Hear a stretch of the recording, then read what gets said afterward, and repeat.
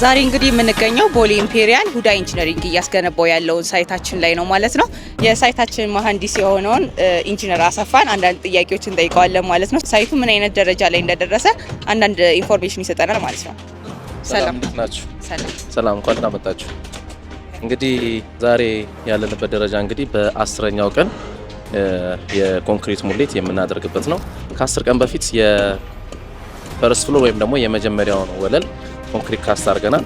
እንግዲህ በቃላችን መሰረት እየሄድን ነው። ትንሽ መሀል ላይ ከዌዘር ኮንዲሽን አንጻር ያጋጠሙን ችግሮች ነበሩ። 1-2 ቀን 3 ቀን የአየር ንብረቱ ትንሽ ስራችን ላይ ቻሌንጅ አድርጎን ነበረ። ያም ሆኖም ግን በተሻለ መጠን እስኬጁላችንን ሽፍት ላለማድረግ ባደረግነው ጥረት እንግዲህ ዛሬ በ10ኛ ቀናችን እንደምታዩት የሁለተኛውን ፍሎር ወይም ደግሞ የሁለተኛውን ወለል የኮንክሪት ሙሌት ስራ ለመሙላት በመሰናዳት ላይ እንገኛለን። ያለው ሁኔታ ይሄ ነው።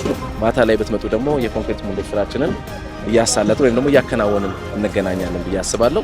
ዛሬ በ10ኛ ቀናችን የሁለተኛው ወለል ሙሌት እናከናወናለን። ያለነው ስታተሳችን ይሄን ይመስላል ማለት ነው። ኦኬ እንግዲህ እንደነገራችሁ የሳይቱን ነባራዊ ሁኔታ ነግሯቸዋል። በምን ያህል ፍጥነት እየተካሄደ እንደሆነ እየተገነባ እንደሆነ መፍረድ ትችላላችሁ፣ ማየት ትችላላችሁ ማለት ነው። ለሰጠህን መረጃ በጣም እናመሰግናለን። አመሰግናለሁ።